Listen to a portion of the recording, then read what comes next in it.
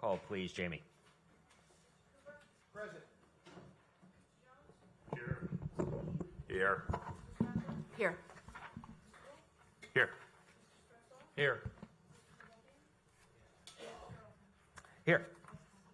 Thank you. We're going to start with the Pledge of Allegiance. Bob? Everybody please rise. Salute our flag. I pledge allegiance to the flag. Pledge the United States of America and to the republic for which it stands, one nation, under God, indivisible, with liberty and justice for all. Have a seat. Thank you. First announcement I'd like to make is welcome back, Mr. Stressall. Glad to have you back with us after a few months. Yeah, it's great to be back.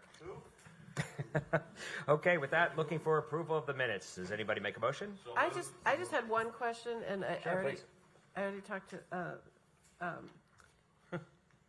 staff about it. Jamie, thank you. And it's not a big deal because it didn't pass 5-1, but I can't imagine that I didn't vote no on 47-5-31 from last month. That was the dogs, the guy who built the addition for the dogs, and I was really opposed to it. So if I did vote in favor of granting them a variance, I think it was an error on my part, which it may be, but if you could just look at the tape and see, for my own satisfaction, to see what I did. Thank you. Thank you. Is there any other comments about the minutes? Dwayne? Well, the member is raising a question with regards to the actual vote, so I wouldn't suggest approving the minutes until that is rectified. It doesn't matter which way I voted because it was 5-1, so it's irrelevant. It was just for my own edification, is to see, because I thought I was not in favor of that particular one. So. Notwithstanding the result of the vote, you can't ratify this as a permanent record if you think there's a doubt. All right, so I'm going to cause you all to delay it till next month, I guess. That's okay. We can delay till the next meeting. Thank you. No problem. And the secretary you had to clarify the comments at the end for me. Was that something you needed to add? Okay. Okay. Continuing on, and Dwayne, while you're there, I'd also like you to introduce staff, if you would, please. I will defer to, this is Dwayne Spence, Deputy City Attorney for the City of Fort Lauderdale. I'll defer to Bert to introduce the other remaining members of city staff. So I'm Bert Ford, Zoning Chief. To my left is James Hollingsworth, one of my plans examiners. To the left of him is Shaquila Crawford, who is a Senior Administrative Assistant. And then over by the door, we've got Karen Sabalo, who is Administrative Assistant. Thank you very much. So each member of the public that wishes to speak after each item is presented and discussed by the board will have 3 minutes per item. Representatives of association and groups will have 5 minutes. If we could do this swearing in, please, Jamie.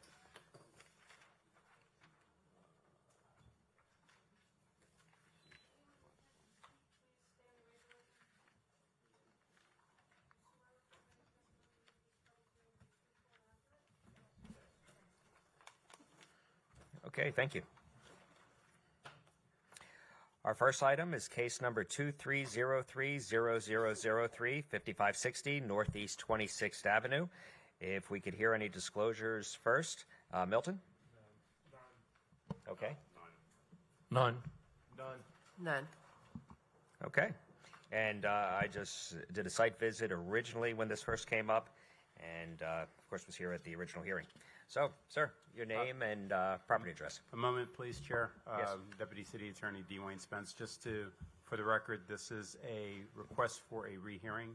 It is a slightly different process than an actual variance. So pursuant to our code, a written request of a rehearing can be made within 30 days after a board denial of an application.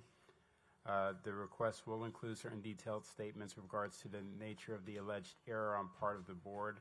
The board shall consider the rehearing at a public hearing, and this is the hearing. The applicant may proceed at this time. So at this point, we are considering whether we want to rehear.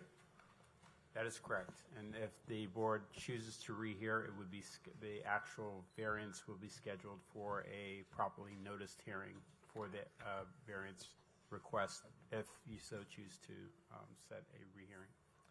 Okay, so that sounds like we need a vote as far as rehearing. Or no? No, this, the applicant's going to make his case for a rehearing. So this is, the request Gotcha. here is for the board to consider rehearing based on the applicant's written request. Okay, thank you for the clarification. Bob?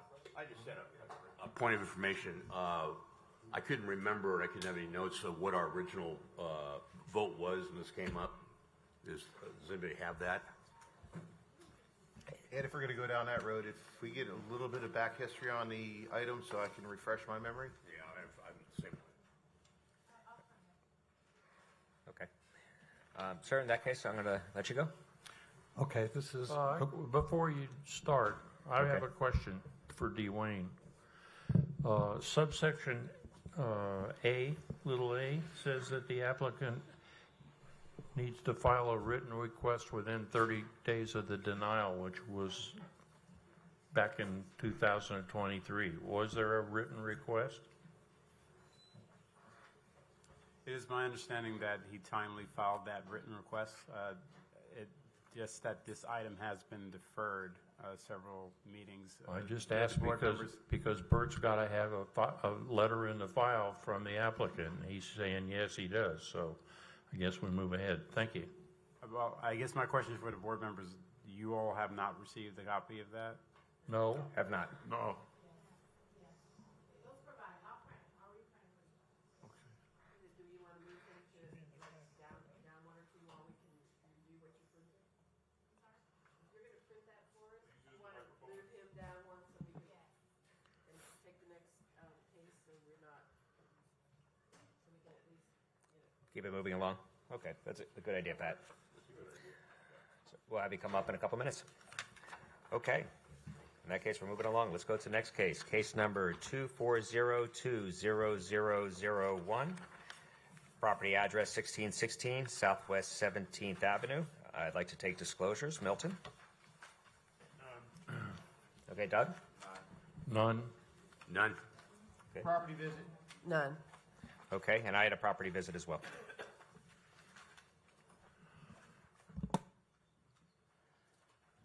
Okay, sir, you're up. If you could please state your name and relation to the property.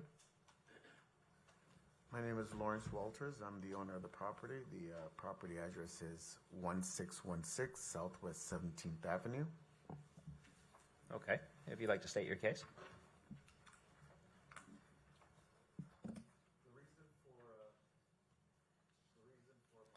Sir, One moment please there. press the button on. Preston, really? There you okay, are. Preston. Now you're good. So the reason why I requested the variance is after 3+ years of construction, at the point where I was requesting a CO, I was told that my overhang is like 4. Yeah, Projecting into the waterway setback. Sir, maybe since you're going to speak too, maybe you could introduce yourself and we'll let you chime in. How you doing? I'm Kurt Petgrave, the architect of record for the residents. So through the process, I mean, obviously in the construction, as the owner stated, it was a 3-year duration. There was multiple site inspections, albeit zoning. There was actually a date that they came out and walked the property and found a conflict with one of the setbacks on the north-facing side. It was projecting like 4 inches. And we cut that and addressed that during construction. The property was finished to close out. He had all his inspections done. At final zoning, the site inspector identified this conflict with the side setback in the waterway. So essentially the houses, and the issue at this point, I guess, is and it's fine. It wasn't identified during plan review to be an issue because it wasn't nothing new. It was approved. It was inspected. It's actually an overhang that accompanies the house. It's an overhang for the pool. It provides shade for area of the pool. So it was constructed very early. There's columns that are integral with the pool. The pool was the first thing constructed, and then it supports an overhang. So at this point, to have to remove it, there's a significant implication to the structure of the house, the pool that's in place. It just compounds. Yes. Gas, water. So it's just from the contractor standpoint, him alone, it's $150,000 just to cut back on and to be in compliance for something that prior to this 3-year construction process, Kurt, who's my architect, is one of the leading architects here in South Florida. So I didn't hire someone that doesn't understand what he's doing. My contractor is someone that has the type of knowledge. So from the architect designing, the contractor building, the city approving, no one caught this situation during all of this time before even construction started. And after construction started, numerous inspections, and I'm talking numerous inspections to the point where the city actually came outside of an inspection, inspected the property in its entirety to see if there's an issue, and they found an overhang and had me, it was like 4 or 5 inches removed from an overhang that they caught. That was done while that same overhang that is in question now was already existing. So if they found the other 2 overhangs, why no one said anything about this issue that I'm bringing up now as a problem? So for me to now have to find $100 and something thousand, that's just on the contractor side. We haven't even started talking about the materials and materials that I've imported from all over the world. That's part of my construction.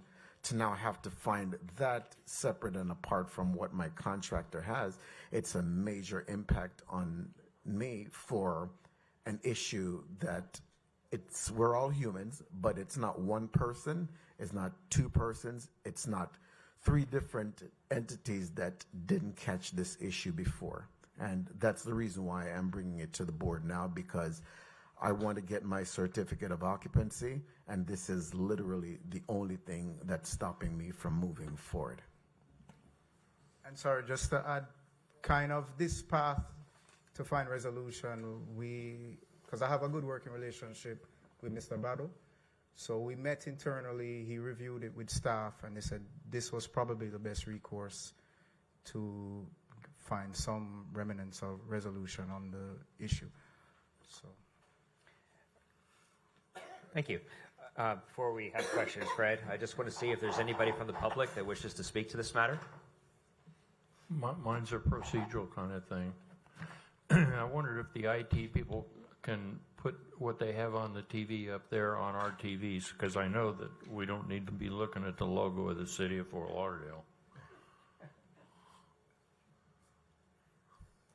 Was there a presentation? Because I didn't see it either.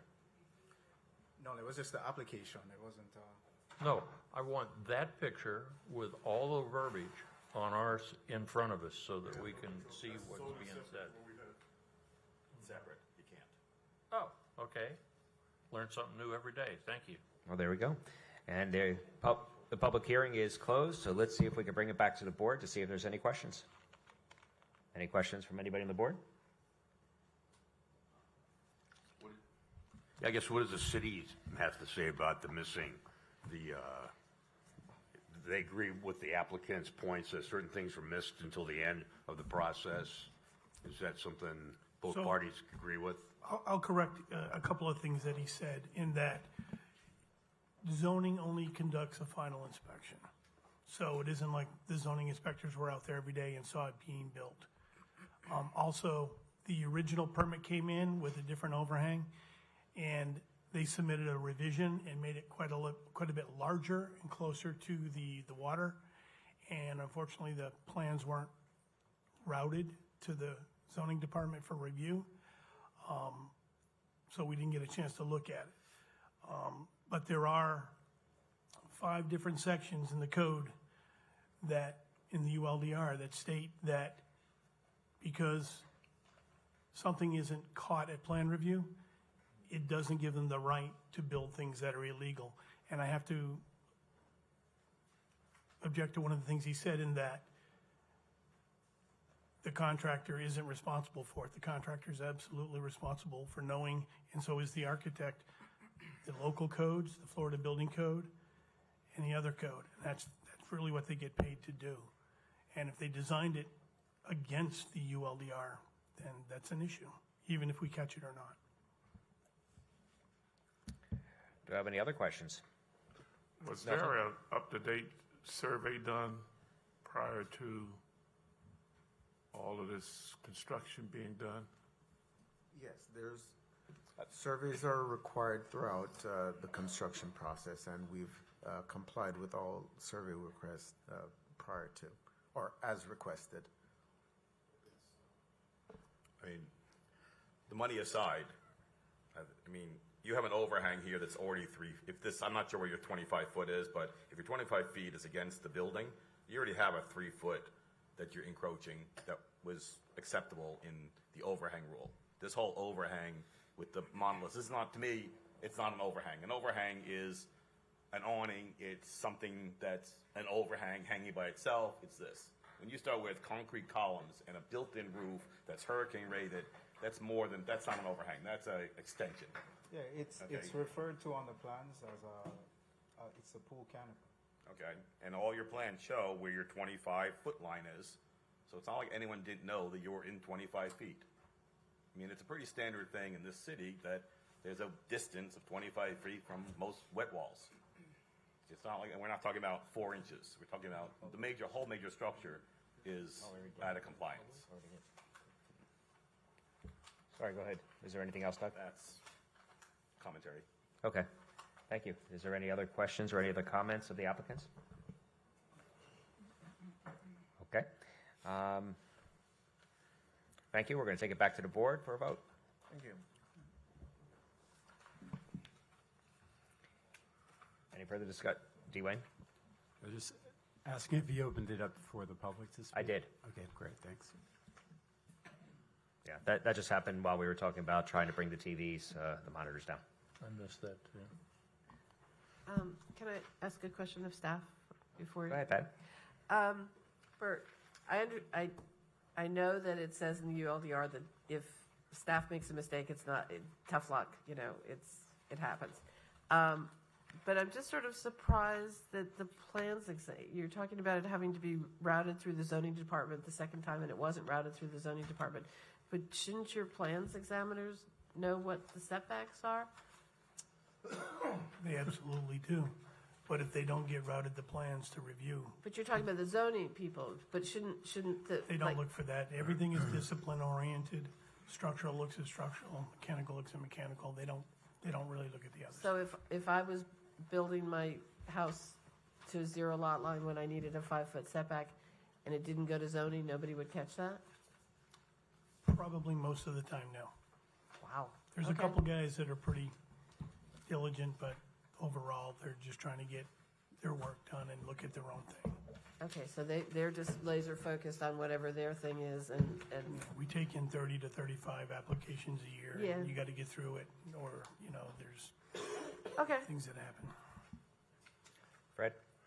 I think that most of you know that I place a lot of importance on the applicant responding to the 4 or 5 conditions that we ask them to respond to. And it's the criteria for a variance request. And I look at subsection A, says what special conditions or circumstances affect the property at issue, which prevents a reasonable use of the property. And I didn't hear, nor do I see anything that there's any special condition that would warrant building an encroachment into the setback. The second one, special conditions which cause circumstances which cause a special condition are peculiar to the property. And I can't even imagine that there is anything that would be a special condition that would permit constructing columns and a structure that actually projects as a monolithic pour of the structure into the setback. The third one is a unique hardship is not self-created, and I have never in my life seen one that is borders on self-created. This was a subject of the architectural drawings being a mistake. The contractor built it, they knew about it, and so there's at least three of the criteria that they didn't meet as far as I'm concerned. Okay, is there any other questions, commentary? And if not, Well, let's go ahead, Pat. Yep. I sort of disagree with Fred on a couple of them, and that on E, that the variance is the minimum variance, so it'll make possible reasonable use of the property. I didn't cite that one. I know you didn't. But for me, that's an important one. It's because the variance is not a huge variance. The building is built, and while I'm, not in favor of people building something that they shouldn't have built, I don't think, particularly since the overhang is over the pool and over the waterway where it doesn't impact any neighbors, I think it is somewhat of a minimum variance that would make it, and it's a reasonable use of the property. It's a reasonable use of the property without having to spend another $150,000 shaving 3 inches off. Right. So, Well, hold on, how did we get to 3 inches? well, isn't it 3 feet? No. Actually, if we could Oh, put our no, there's two microphones of on. them. There's two of them. One is 15 to 9. A 9-foot reduction on the waterway one, and the other one is 4.6 to 1. The other one is 3. I was talking about the other one. But So just a clarification, the 3, it only relates to this code section that speaks to overhangs can encroach 36 inches. So the setback is 25 feet. They can encroach 36 inches into that. They're more than 36 inches. like 11 Okay. something away, so that's like 7 or 8 feet. But that 3 feet is only in relation to that original overhang, and it was just added in there that that goes out to a buffer, and then there's even another 3 feet. But it isn't. It isn't a So it's relevant basically distance. the larger one is the one we're dealing with, the 9 feet or something like that. Okay, that's all I had to say. Okay. I don't see any other microphones lit. Take a motion, please. If I can find it.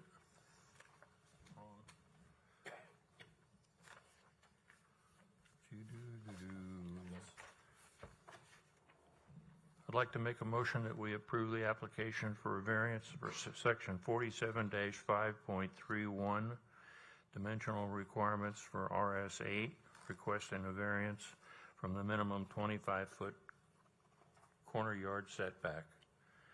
And the second part of that, which I think is part of it, is section 47-19.2.B, architectural features, requesting a variance of the allow an overhang to project basically into the setback. Okay, so we have a motion and second. We're taking the two of them together. Let's do any discussion? Okay, let's do a roll call, please. Mr. Jones? No. Mr. Mead? No. Ms. Rathburn? Yes. Mr. Wolf? Yes. Mr. Stressoff? No. Mr. Cooper? Yes. And Chair Elfman? Yes. So it passed 4 to, no, it takes 5 to, it's 4 to 3. No, the 4 to 3 is a majority plus 1. No, they need 5, 5. so it failed. Okay. Failed, 4 to 3. Oh, shit. It passed. Okay, did we pass or did we fail? Fail. Okay. Thank you. Okay, next case. Case number 240-20006. Property address 3730 West Broward Boulevard. I'd like disclosures, please. Chair, were we going to go back to the first case?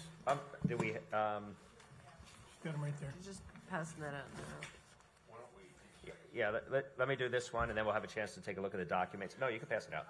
And we'll have a chance to take a look at it in between, and then we'll be able to go back to the first case.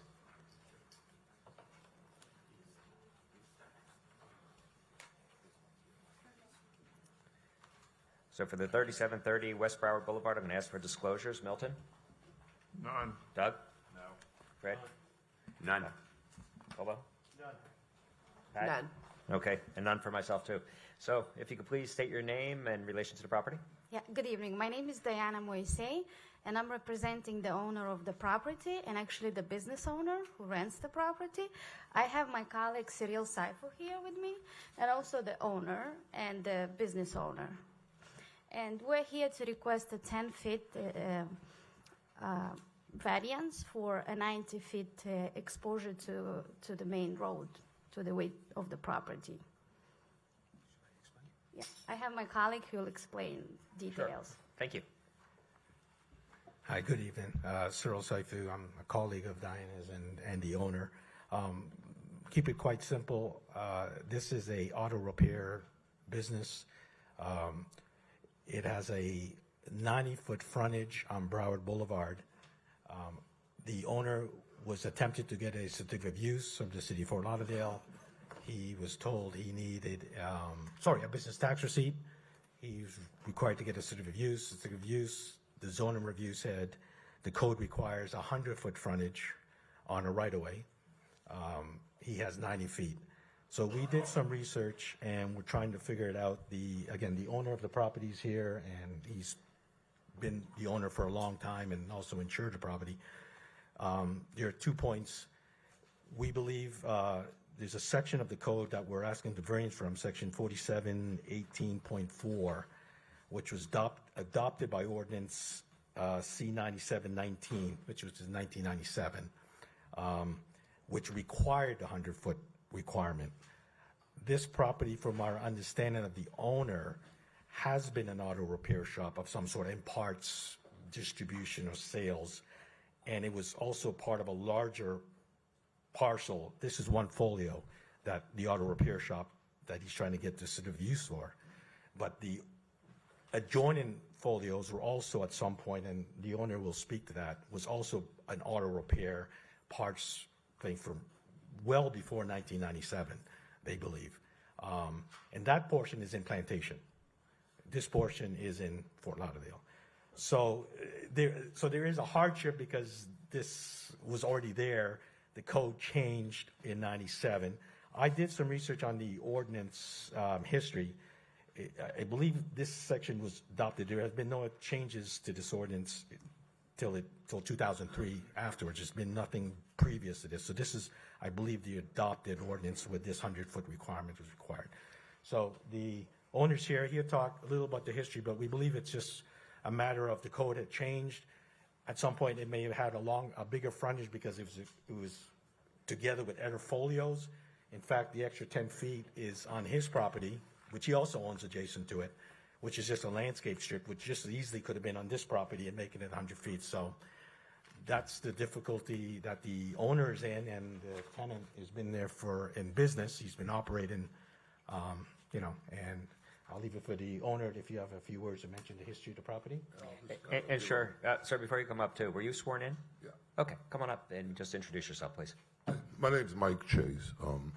You may know the property. It's been there a long time. Arctic Auto Air on Broward Boulevard since '76. So I own the part I own the whole property, but I operate a business like Len Torres did, an auto AC business.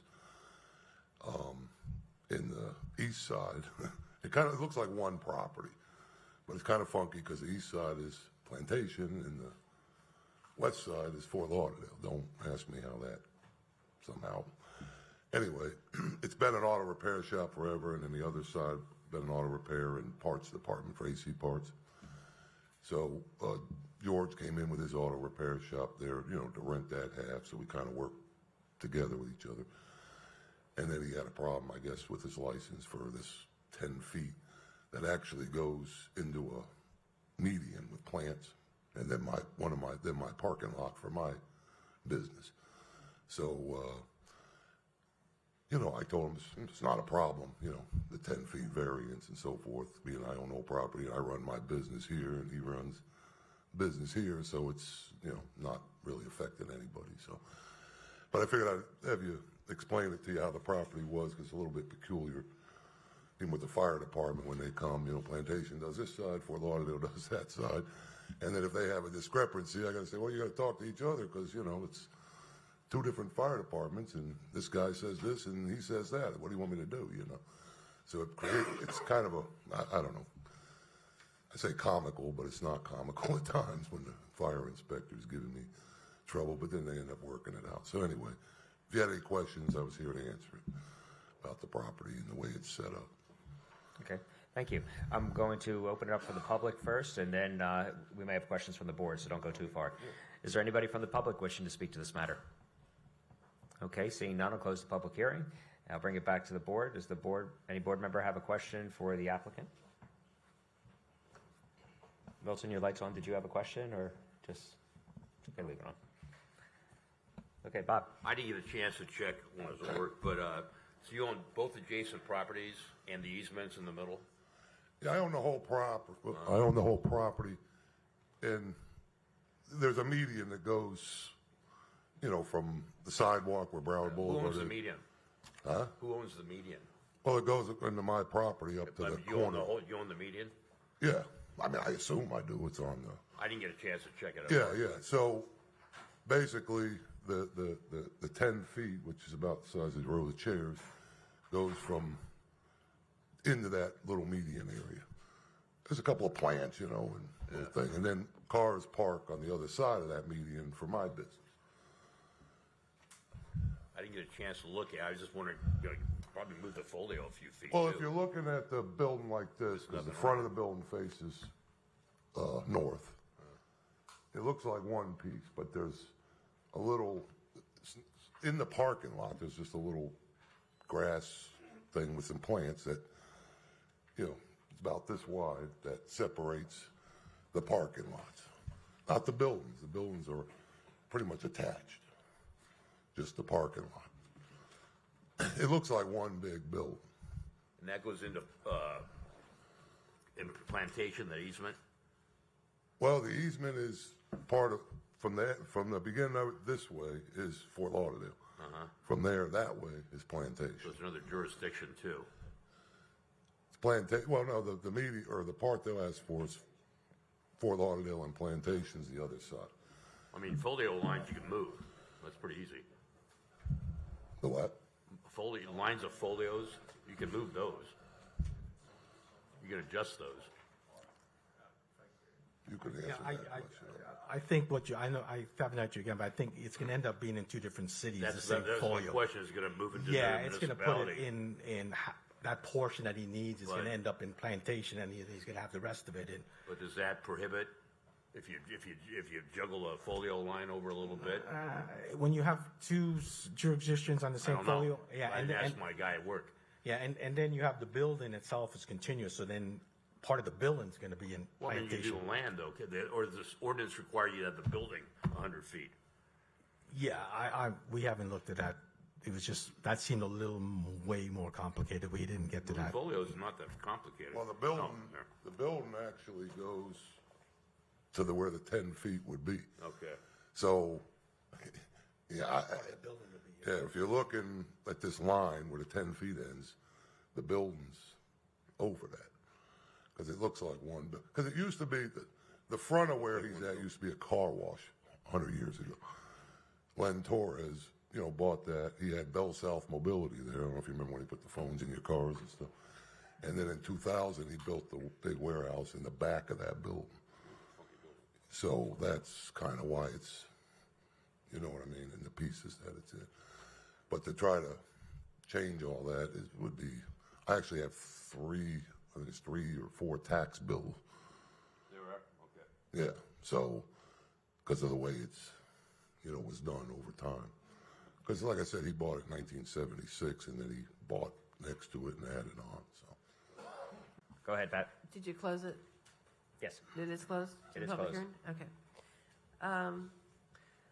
I'll make a motion to grant the variance requested because special conditions and circumstances affect the property which prevent the reasonable use of the property. It's a garage. It's always been a garage. It's been a garage. Okay, motion a second. Yes, Caldwell. Microphone though, please, Caldwell. I'm sorry. I know we can hear I you. thought it was vocal enough. Mr. Ford, everything we're hearing that's been brought before us on this case is you agree with, or Yeah, did and we I'll heard just, from the I'll just applicant? add something to it that yeah, Did and we heard from the I'll just applicant? add something to it that he alluded. Mead? Yes. Ms. Rathburn? Yes. Mr. Wolf? Yes. Mr. Okay, thank you, and Jamie, you got. Dwayne, my understanding of that section of the code that he's asking for a rehearing on is that he has to allege that the board made an error in their previous findings. Is that, am I reading that correctly? That is correct. Okay, so he needs to make a presentation saying that we made a mistake and what that mistake was. That is correct. Okay, thank you. Value for the neighborhood. And so it was subsequently denied. Well, we went through and we had to do a reset because we didn't have some of the measurements correctly.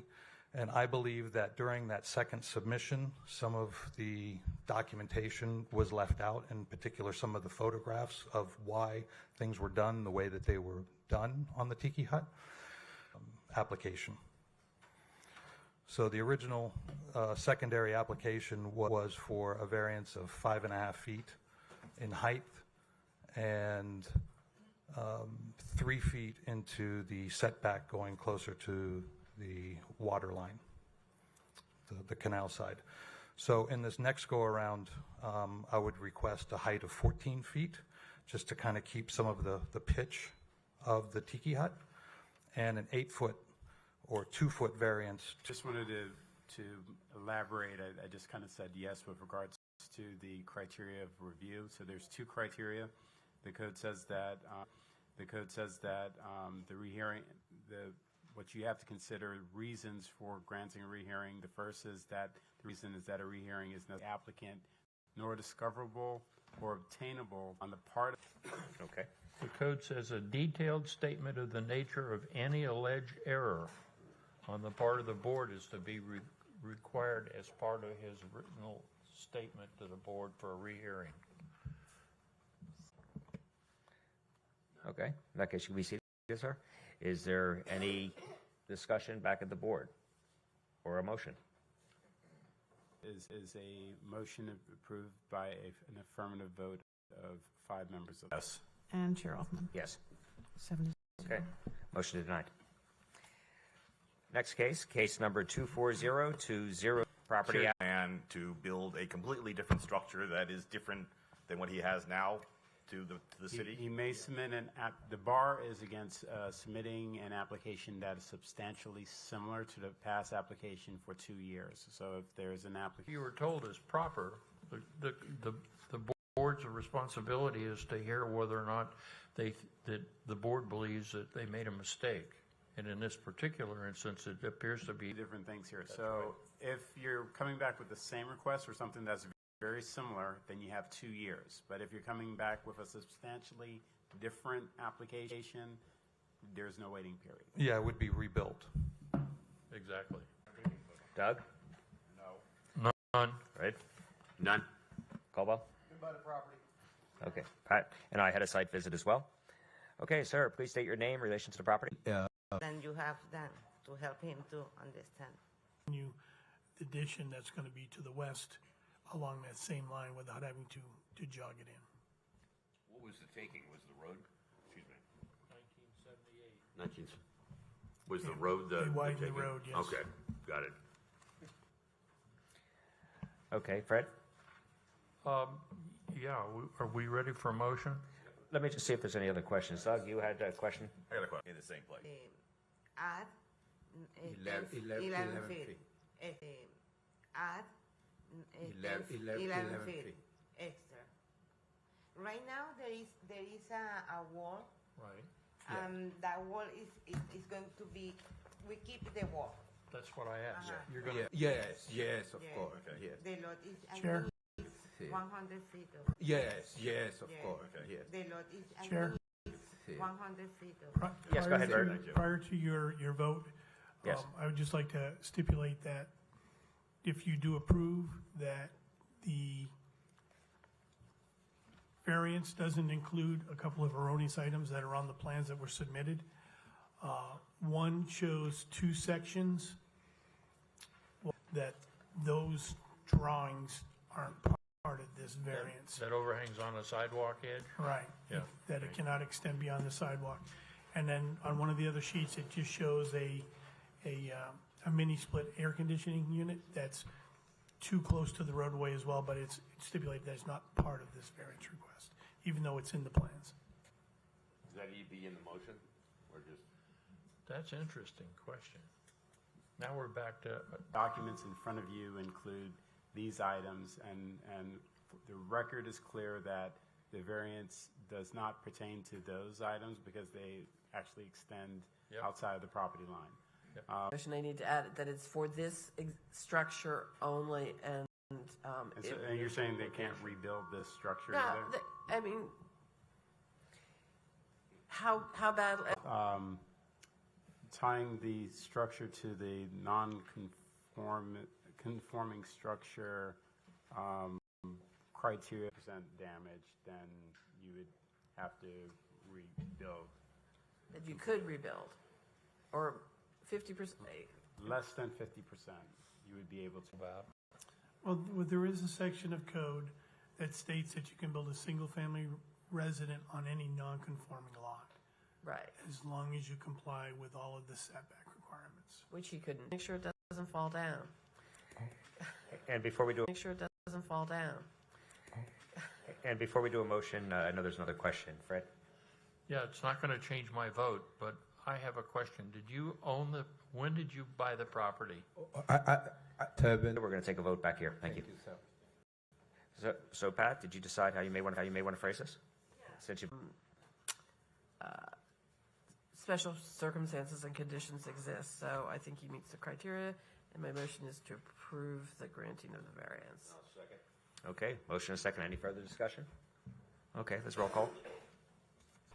Next case number 2403002, 6500 North Andrews Avenue. I'll start with disclosures. Milton? Originally approved right in the middle of COVID, it was submitted and reviewed June 2020, and it was approved in April 2021. This is a close-up picture of the property. During the time, this board has seen a couple of these types of variances.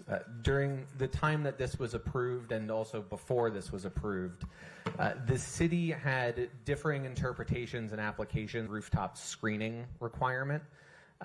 You used to not have to, well, the city used to freely approve, as an example, if you have a piece of equipment on one side of the roof and then on the other side of the roof, you're supposed to have screening there. The city didn't require screening on the other side of the roof to be 6 inches above because you wouldn't be able to see the equipment. Since then, the city has gotten a lot more strict in applying, but a lot of the projects that were approved before mid-2021, early 2021, they were just approved without screening under the new interpretation. Question. Yes. They were approved. They were approved at the DRC level or approved at the building department's level? Building department doesn't, I won't speak for them, but I don't think they really care about how high the screening is above the equipment. It's a DRC. That's actually part of the code, so I'm kind of surprised that you would say that. You know, I can't say, but it would seem to me it's let's let him business president. Let's let him. Situation that was approved back then. On the right, we have our mechanical equipment at 92 feet 8 inches high, and you can see in red, where I outlined in red, that parapet is 90 feet 8 inches. So they're very close next to each other, but this is how they used to approve them back then. Now all of the parapets around the entirety of the building would have to be 6 inches above. This is our actual existing roof plan.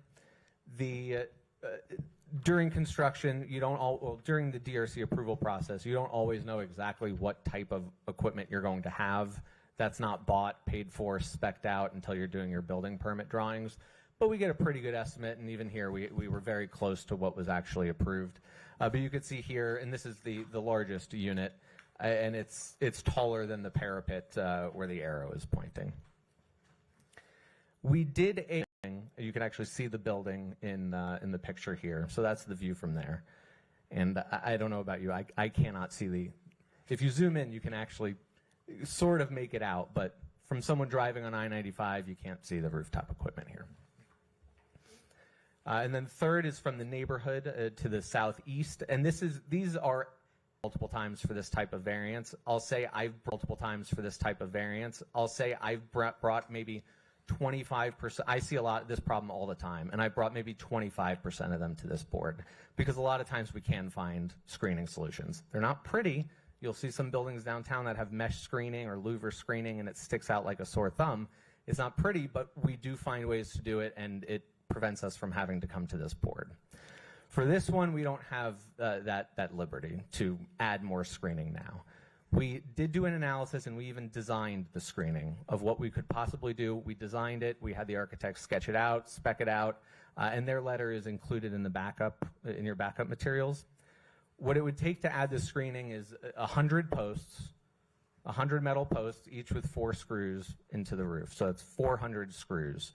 The problem is whether it could either, well, yes, it could blow up and be dangerous to the people on the roof or neighbors, but you could also pierce them, and you might not know that you pierced them if you drilled into it, and that could become a problem not for the current owner, but structurally. It creates a void in the concrete, and 20 years from now, that concrete could fail a lot easier than if the tension cables weren't pierced. There are a lot of tension cables on this roof. It's a giant roof. The rooftop is about 55,000 square feet. We can X-ray some of the roof, but where there's foam, we would still have to. Any mistake can happen. And again, that's not a problem for now. It's a problem 20 years from now. So can it be done? Maybe. We don't know. And future owners and future tenants of the building. So we did try. We tried to come up with an alternative that already serves its purpose. And again, future projects won't be having this problem because we're over-engineering it at the DRC stage so that this doesn't happen. Both me as a developer's attorney, forcing my clients to over-engineer it, and city staff is forcing everyone else to over-engineer it. Okay, thank you. Thank you, Andrew. Don't go too far. Is there anybody in the public wishing to speak on this matter? Seeing none, public hearing is closed. I'm sure we may have some questions. Fred, I'll start with you. This microphone. You made a comment that said that 6 inches over the top of the equipment, and there's a reason for it. The reason is that if an adjacent building is constructed at the same height or higher, that we are trying to protect since 1980, screening and mechanical equipment on the top of the roofs, so that it is more so. Drawings, they are told what the code is, that it has to be screened to whatever the code is at that time. Zoning reviews all of this at permitting. We review a large percent of all the permits that come into the building department, and most times it's not an issue with.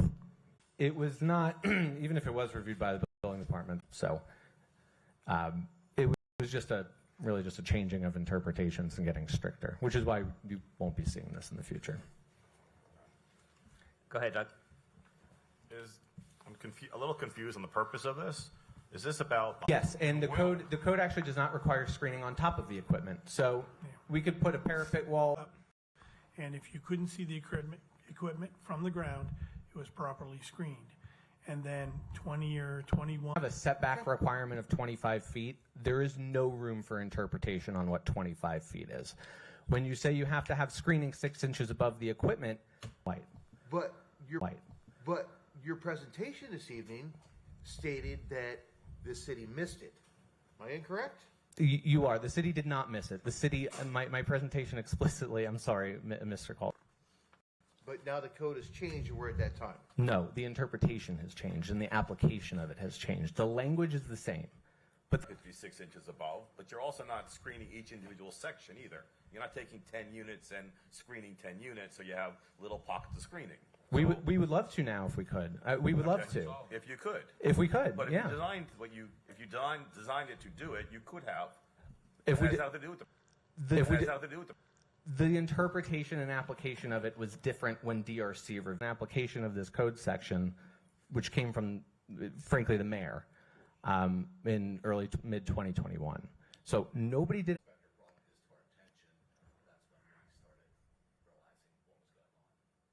Permit plans are approved. I get what you're trying to do. It's just it's not the Florida building code. That's way more significant than the Florida building code. That's Yes, go ahead, Pat. I think that they've met the criteria for the granting of a variance, nor is it a regard for, God, I can't even read. Sorry, that while this was always in the code, it was interpreted differently until. Mr. Mead?